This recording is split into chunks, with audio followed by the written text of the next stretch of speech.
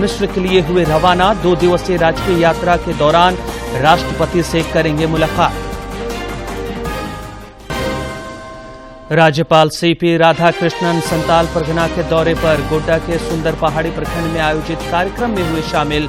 जनजातीय समुदाय के लोगों से किया सीधा संवाद। जमशेदपुर में आयोजित 13वीं Jharkhand state senior swimming championship का ओवरऑल खिताब रांची को। प्रतियोगिता में 125 प्रतिभागियों ने लिया हिस्सा। और राजधानी रांची समेत राज्य के अधिकांश हिस्सों में आज से 3 दिनों तक बारिश होने का अनुमान। मौसम विभाग ने कुछ क्षेत्रों में भारी वर्षा का जारी किया अलर्ट।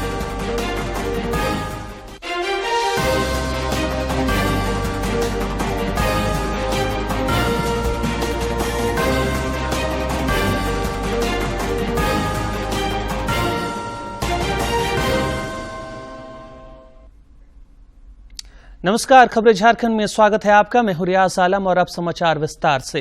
प्रधानमंत्री नरेंद्र मोदी 3 दिवसीय अमेरिका के सफल दौरे के बाद मिस्र के लिए रवाना हो गए। मिस्र की 2 दिवसीय राजकीय यात्रा के दौरान राष्ट्रपति अब्देल फतेह अल सीसी से मुलाकात करेंगे। इस दौरान दोनों देशों के बीच संबंधों को मजबूत बनाने और कारोबार एवं आर्थिक सहयोग के नए क्षेत्रों में सहयोग बढ़ाने पर चर्चा होगी। प्रधानमंत्री मोदी हेलियोपोलिस शहीद स्मारक पर जाकर प्रथम विश्व युद्ध में शहीद हुए भारतीय सैनिकों को श्रद्धांजलि भी देंगे।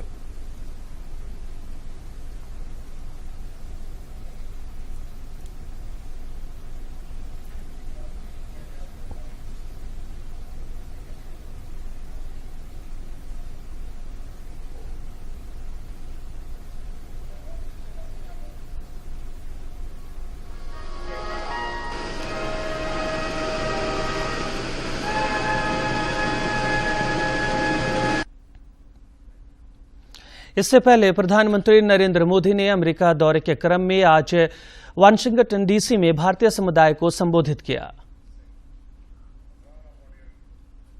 अमेरिका के विकास में भारतीय मूल के नागरिकों की ईमानदार मेहनत की सराहना की। पीएम मोदी ने जीई के द्वारा भारत में जेट इंजन निर्माण समझौते, सेमीकंडक्टर निर्माण कंपनी गूगल या बोइंग द्वारा निवेश की घोषणा को लेकर प्रधानमंत्री ने कहा कि ये कई आशाओं के दरवाजे खोलने जा रहा है।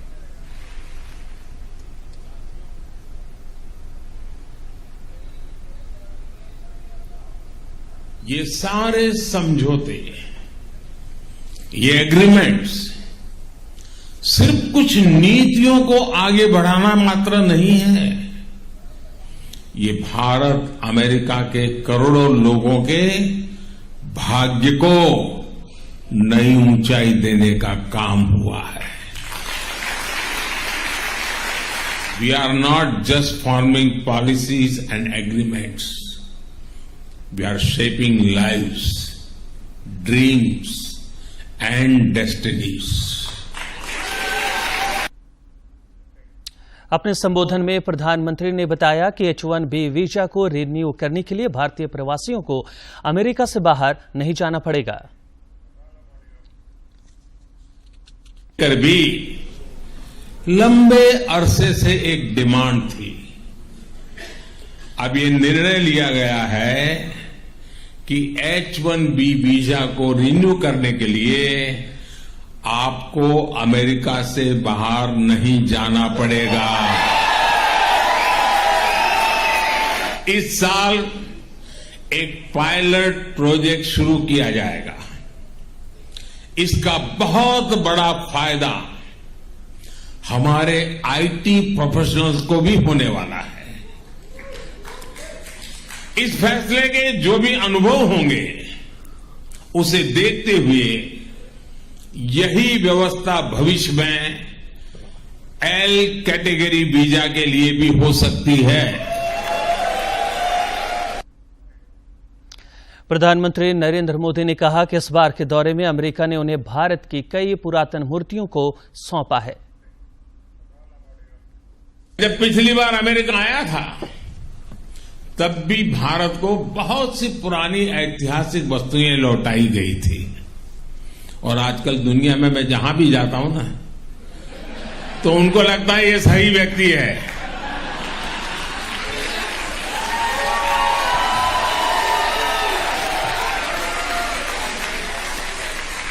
इसको सुपुर्द करो, सही जगह पे पहुंचेगी।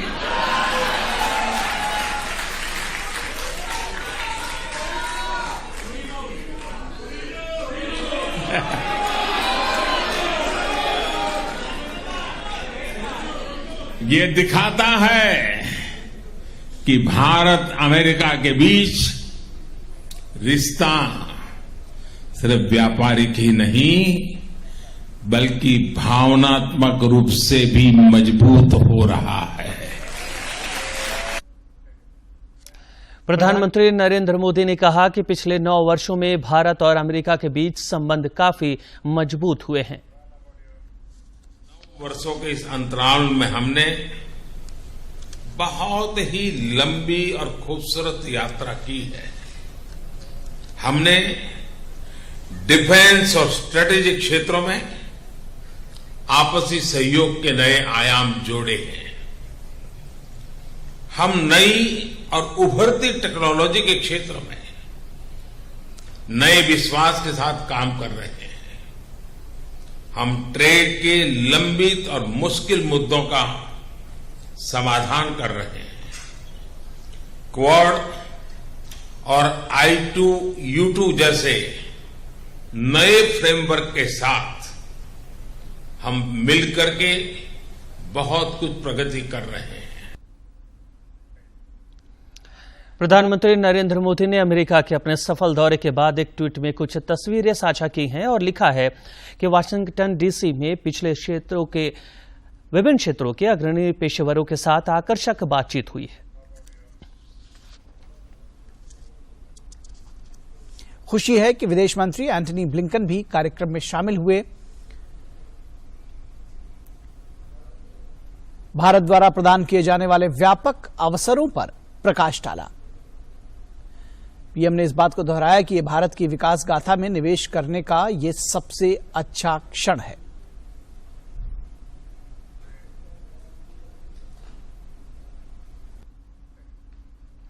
राज्यपाल सीपी राधाकृष्णन इन दिनों संताल परगना के दौरे पर हैं। इस कड़ी में वो आज गोड्डा जिले के सुंदर पहाड़ी प्रखंड में आयोजित कार्यक्रम में शामिल हुए।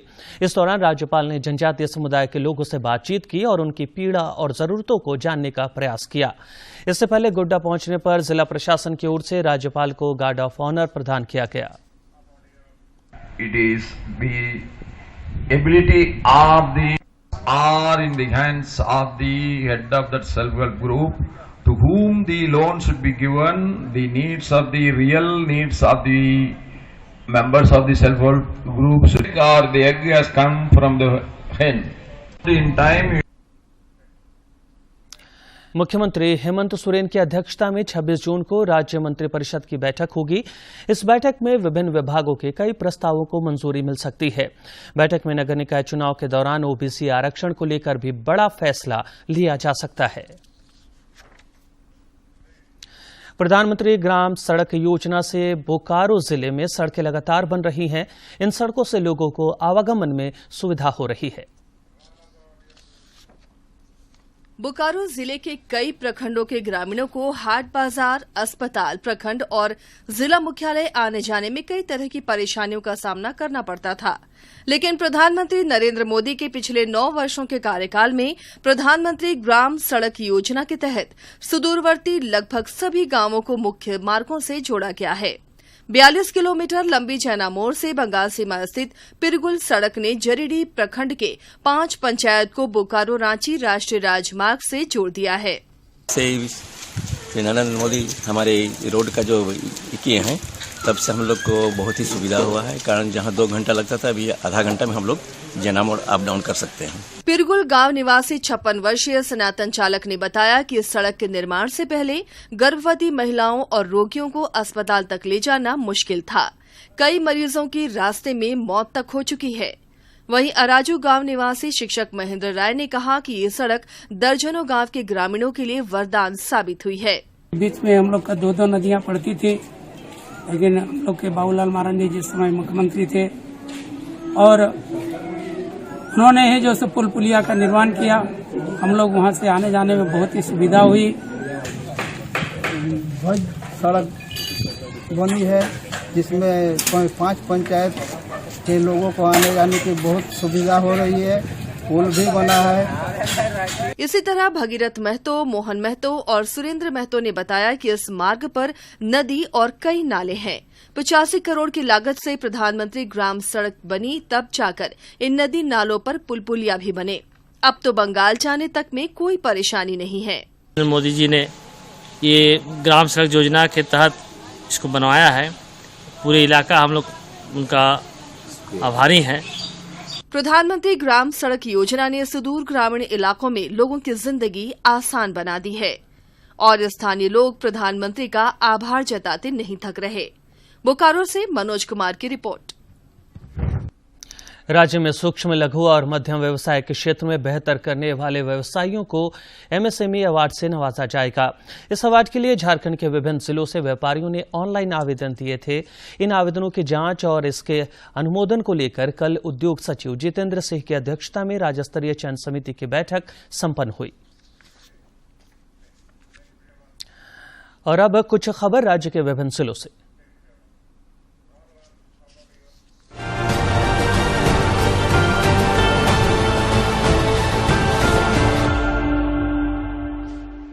गुमला जिले में बाल विवाह, बाल श्रम, बाल तस्करी, बाल यौन शोषण की रोकथाम के लिए उपायुक्त सुशांत गौरव की अध्यक्षता में विशेष बैठक की गई।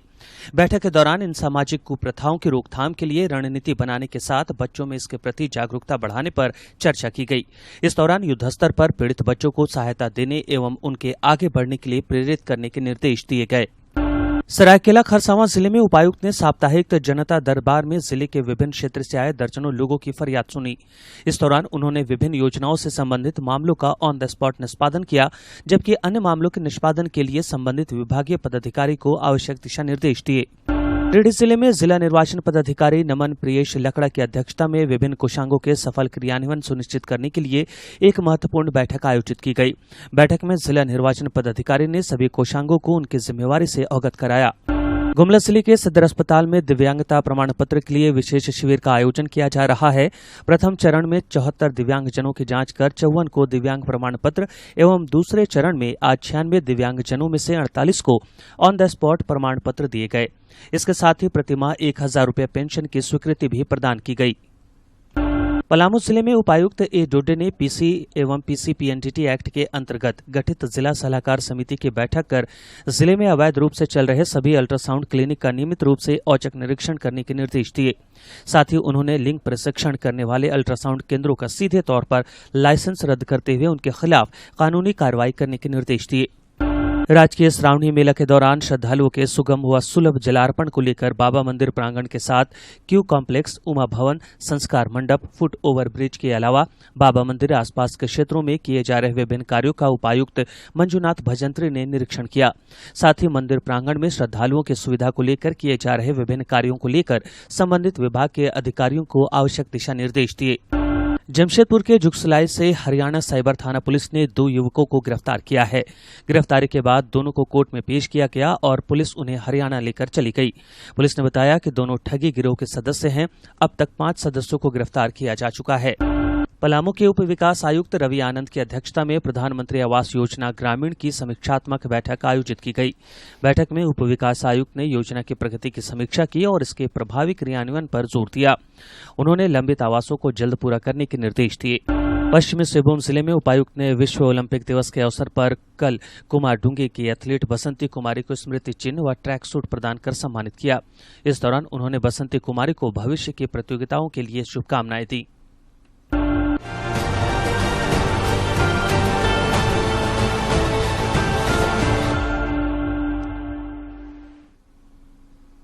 झारखंड अधिविद्य परिषद ने मैट्रिक और इंटरमीडिएट की पूरक परीक्षा का फॉर्म जमा करने की तिथि घोषित करती है। मैट्रिक का फॉर्म 26 जून से 5 जुलाई तक ऑनलाइन जमा किया जा सकेगा। विलंब शुल्क के साथ 6 से 8 जुलाई तक फॉर्म जमा किए जा सकते हैं। वहीं इंटरमीडिएट का फॉर्म 27 जून से 5 जुलाई तक ऑनलाइन जमा होंगे। विलंब शुल्क के साथ इंटरमीडिएट के फॉर्म भी 6 से 8 जुलाई तक भरे जाएंगे।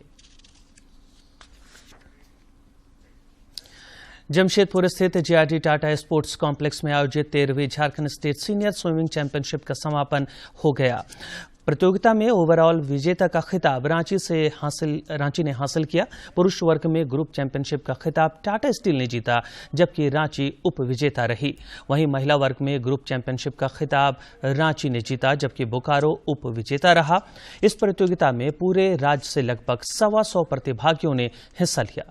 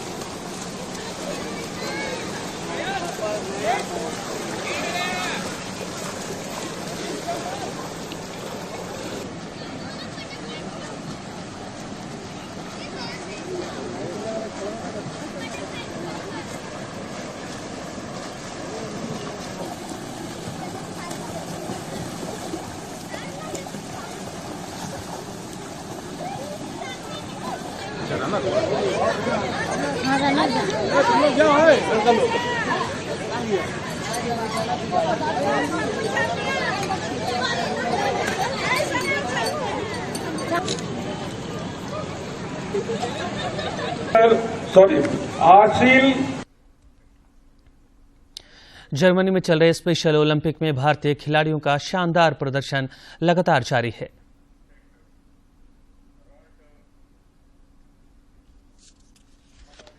देश के लिए दिन का पहला स्वर्ण पदक हासिल किया। निसार ने रोलर स्केटिंग में 30 मीटर स्लालोम में ये स्वर्ण जीता। वहीं महिलाओं की 30 मीटर स्लालोम में तानिया ने रजत पदक जीतने में सफलता हासिल की। तैराकी में 25 मीटर फ्री स्टाइल में सिद्धांत ने कांस्य पदक हासिल किया। इन खेलों में अब तक भारतीय खिलाड़ियों ने बेहतरीन प्रदर्शन करते हुए 90 से अधिक पदक हासिल किए हैं। लोहरदगा जिले के ग्रामीण परिवेश से निकलकर 7 होनहार कराटेकार बेटियों ने देहरादून में आयोजित राष्ट्रीय कराटे प्रतियोगिता में 7 स्वर्ण पदक जीतकर थाईलैंड में होने वाले अंतर्राष्ट्रीय कराटे प्रतियोगिता में अपनी जगह बनाई है। लोहरदगा की बेटियां कराटे में अपने शानदार प्रदर्शन से जिले के साथ साथ राज्य और देश का नाम रोशन कर रही हैं। देहरादून में आयोजित राष्ट्रीय कराटे प्रतियोगिता में झारखंड की ओर से शानदार प्रदर्शन करते हुए मरियम परवीन, कुमकुम कुमारी, सुनेहा कुमारी, जूही कुमारी, रोशनी उरांव, अंजलि कुमारी और अनामिका उरांव ने स्वर्ण पदक जीतकर लोगों का दिल जीत लिया। आगे कहाँ खेलने जाना? थाईलैंड। राज्य का मान बढ़ाने वाली ये बेटियां अब थाईलैंड में 23 जून से 28 जून तक होने वाले अंतर्राष्ट्रीय कराटे प्रतियोगिता में भारत का प्रतिनिधित्व करती नजर आएंगी। इस कराटे प्रतियोगिता में भारत समेत 6 एशियाई देशों बांग्लादेश, नेपाल, श्रीलंका, मलेशिया और थाईलैंड के खिलाड़ी हिस्सा लेंगे। थाईलैंड खेलने जाना है। उसके लिए तैयारी पूरी हो चुकी है? यस, हम लोग पूरी तैयारी कर रहे हैं। थाईलैंड जाने से पहले इन कराटे खिलाड़ियों ने अपने कोच के साथ उपायुक्त बागमारे प्रसाद कृष्ण से मुलाकात की। उपायुक्त ने उन्हें टूर्नामेंट के लिए शुभकामनाएं दी। हम लोगों को बहुत गर्व है कि नेशनल जो टूर्नामेंट है इसमें उन्होंने गोल्ड मेडल वगैरह हासिल किए हैं, सिल्वर मेडल हासिल किए हैं। ग्रामीण परिवेश से बाहर निकलकर बड़े मंचों में अपने प्रदर्शन से अपनी पहचान बना रही इन बेटियों ने साबित कर दिया है कि वे भी किसी से कम नहीं। Bureau report. और अब देखते हैं सेहत की बात में वर्टिगो की समस्या और समाधान के उपाय पर यह खास रिपोर्ट।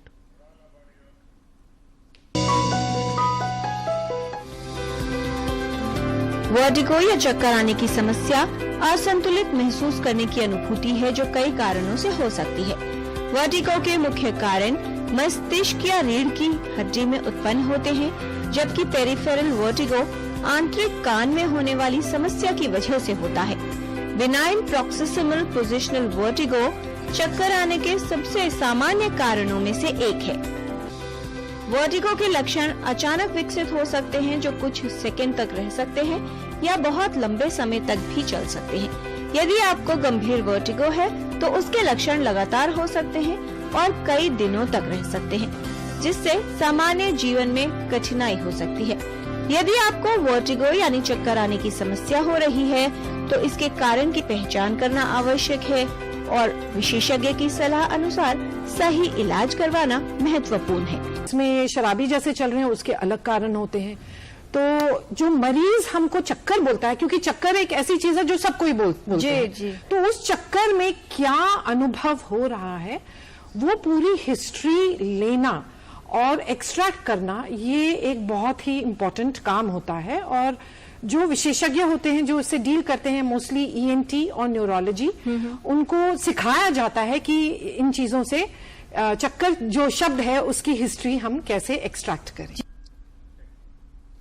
राजधानी रांची समेत राज्य भर में कल से 29 जून तक बारिश होने का अनुमान व्यक्त किया गया है। इस दौरान कुछ क्षेत्रों में भारी वर्षा की चेतावनी जारी की गई है। मौसम विज्ञान केंद्र रांची के अनुसार इस अवधि में 30 से 40 किलोमीटर प्रति घंटे की रफ्तार से हवा भी चलेगी। साथ ही वज्रपात की चेतावनी भी जारी की गई है। मौसम वैज्ञानिक अभिषेक आनंद का कहना है कि बंगाल की खाड़ी में साइक्लोनिक सर्कुलेशन और एक लो प्रेशर बन रहा है। इससे 25 जून से राज्य भर में तेज बारिश होगी।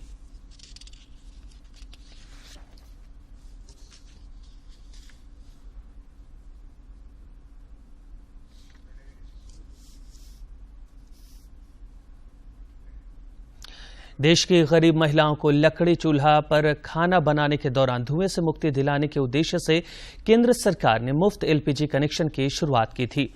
प्रधानमंत्री उज्ज्वला योजना के नाम से चलाई जा रही इस योजना से आज देश की करोड़ों महिलाओं को बड़ी राहत मिली है।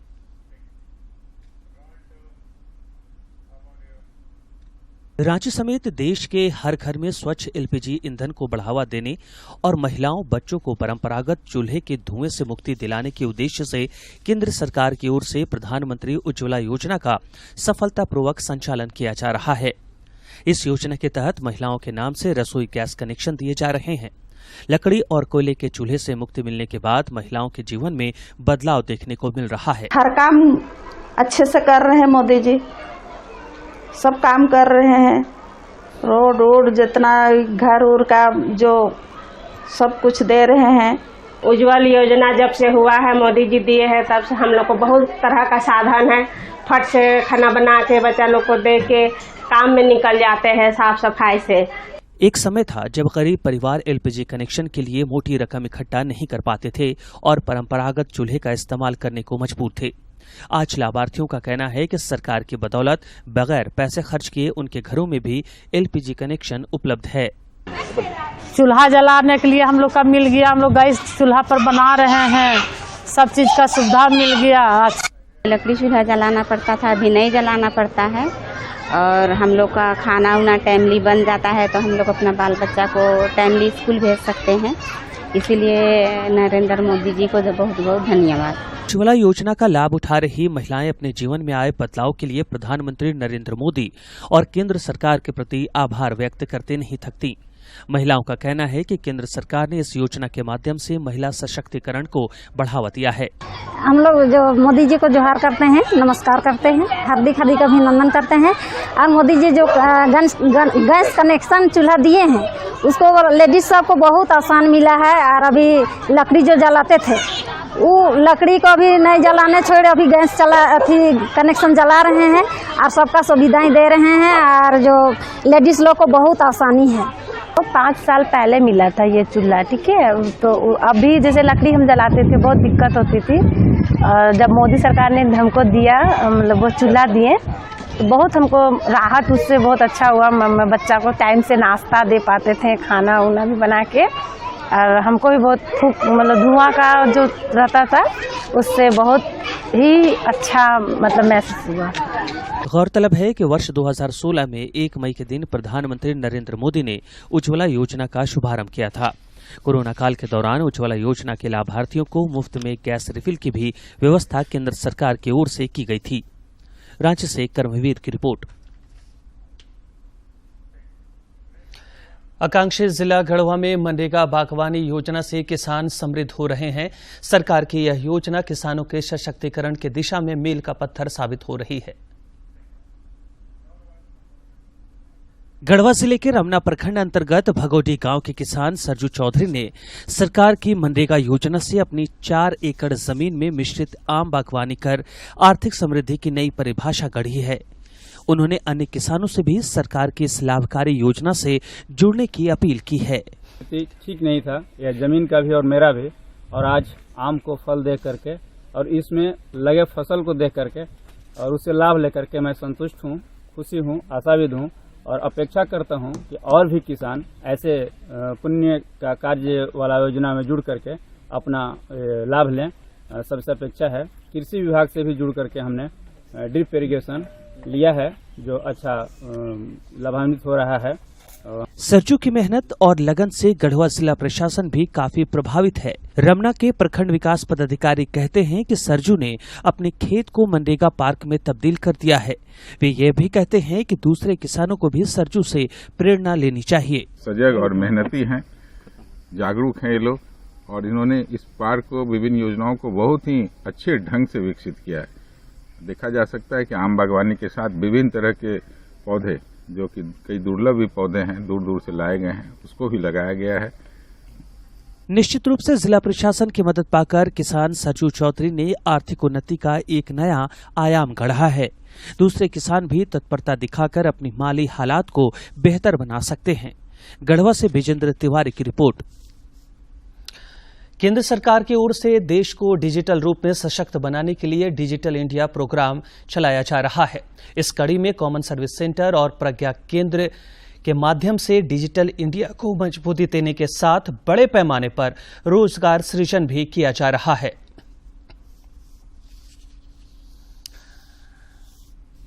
केंद्र सरकार डिजिटलाइजेशन को बढ़ावा देकर देश के हर नागरिक को लाभान्वित करने का प्रयास कर रही है। इस दिशा में प्रज्ञा केंद्र और कॉमन सर्विस सेंटर का काम सराहनीय है। इस केंद्रों के माध्यम से जन सामान्य को आयुष्मान गोल्डन कार्ड, विधवा, वृद्धा और विकलांग पेंशन, जन्म और मृत्यु प्रमाण पत्र, आधार कार्ड में सुधार और मालगुजारी के भुगतान समेत कई अन्य महत्वपूर्ण कार्यों का निष्पादन पूरी पारदर्शिता के साथ निश्चित समय में की जा रही है। इसके साथ ही देश भर में बड़े पैमाने पर रोजगार का सृजन भी हो रहा है। ये प्रज्ञा केंद्र के माध्यम से सारा चीज वो सबका साकार होते जा रहा है। जैसे कि डिजिटली सर्टिफिकेट हो या आधार हो या फिर पैसा निकासी हो या फिर कुछ भी ऑनलाइन ट्रांजैक्शन वगैरह का सारा इजी वे में हो जा रहा है। किसी और के थ्रू, जैसे दलाल के थ्रू दौड़ना पड़ता था, वो दौड़ना नहीं पड़ रहा है। प्रज्ञा केंद्र खुल जाने से सबको आसान हो चुकी है। अब प्लस क्या है कि जॉब का वैकेंसी भी आदमी, बहुत लोग कंप्यूटर का नॉलेज होते हुए भी रोजगार नहीं मिल पाता था। देश भर में डिजिटल इंडिया प्रोग्राम के तहत चलाए जा रहे ऐसे सेवा केंद्र के माध्यम से बड़े पैमाने पर लोगों को लाभ मिल रहा है। लोगों का कहना है कि ऐसे केंद्रों के खुल जाने से बिना किसी बिचौलियों के काम पारदर्शी तरीके से कम खर्च में हो रहा है। एक ही खिड़की से, एक ही जगह से सारा काम हो जा रहा है। हम खुद यहाँ कराने आए हैं। माननीय प्रधानमंत्री श्री नरेंद्र मोदी जी के सौजन्य से जो डिजिटल इंडिया है, उसका हम लोग का पूरा फायदा मिल रहा है। स्कूल कॉलेज में पढ़ने वाले बच्चों का भी मानना है कि केंद्र सरकार की पहल पर डिजिटलाइजेशन को बढ़ावा दिया जा रहा है, जिसका लाभ उन्हें मिल रहा है। इनका कहना है कि स्कॉलरशिप फॉर्म, इनकम सर्टिफिकेट और कास्ट सर्टिफिकेट समेत अन्य दस्तावेजों को बनाने के लिए इधर उधर भटकना नहीं पड़ता है। कोई भी स्कॉलरशिप भरवाना होता है या फिर कोई पैन कार्ड, आधार कार्ड का काम होता है, तो यहाँ पे सारा काम हो जाता है, वो भी एक फिक्स टाइम में। डिजिटल इंडिया पे बहुत ज़्यादा वर्क हो रहा है कि प्रधानमंत्री इस पे ध्यान दे रहे हैं कि हम लोग इधर उधर ना भटके, डायरेक्ट प्रज्ञा केंद्र पे काम हो जा रहा है। डिजिटल इंडिया कार्यक्रम केंद्र सरकार का एक बहुआयामी कार्य योजना है। इसके तहत सरकार का प्रयास है कि नागरिकों के जीवन में प्रौद्योगिकी के माध्यम से सुधार हो, वहीं डिजिटल तकनीकी क्षमताओं का निर्माण करते हुए रोजगार और निवेश के अवसरों को बढ़ावा दिया जा सके। रांची से करमवीर की रिपोर्ट। और अंत में मुख्य समाचार। प्रधानमंत्री नरेंद्र मोदी 3 दिवसीय अमेरिका के सफल दौरे के बाद मिस्र के लिए हुए रवाना। 2 दिवसीय राजकीय यात्रा के दौरान राष्ट्रपति से करेंगे मुलाकात। राज्यपाल सीपी राधाकृष्णन संताल परगना के दौरे पर गोड्डा के सुंदर पहाड़ी प्रखंड में आयोजित कार्यक्रम में हुए शामिल। जनजातीय समुदाय के लोगों से किया सीधा संवाद।